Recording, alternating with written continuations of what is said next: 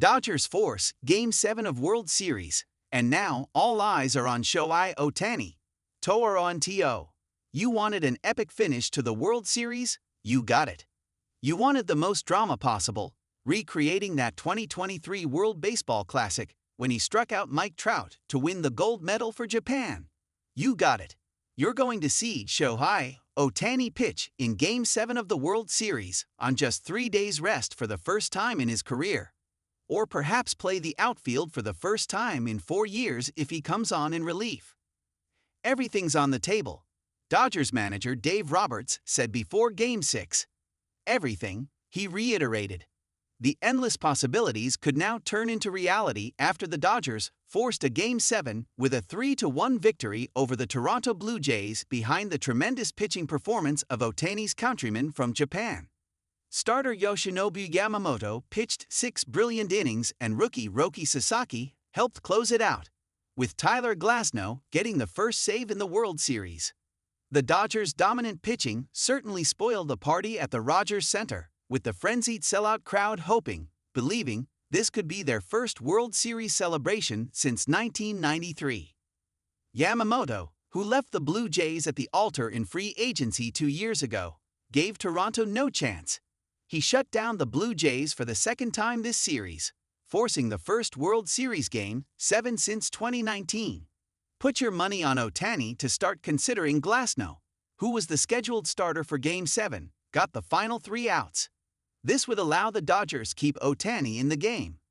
Yamamoto, who has morphed into Dodgers' 1988 hero Orel Hershiser this postseason, simply refused to lose Friday. He put the Dodgers on his back once again, putting them on the brink of back-to-back World Series championships.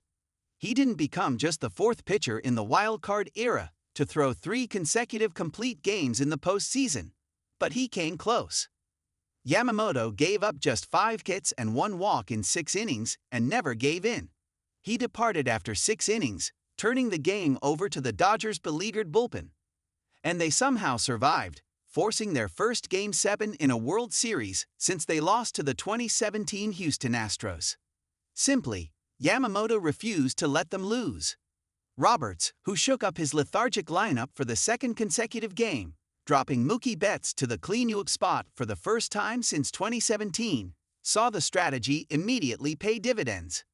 Betts, who was hitting on 130 in the World Series and just on 164 since the Wild Card Series, broke out of his slump the same time Blue Jays manager John Schneider tempted fate again by intentionally walking Ohtani with 1 out and Tommy Edman on second base.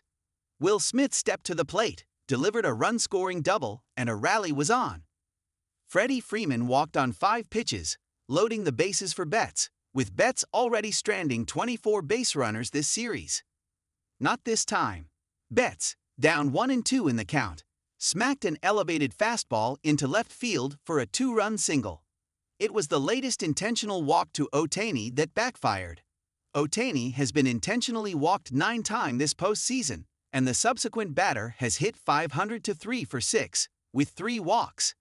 It turned out to be the only blemish on Blue Jays starter Kevin Gausman's performance all night. He struck out 7 of the first 8 batters he faced, tying a World Series record, and after Betts' 2-run single, Gausman retired the next 10 batters through 6 innings.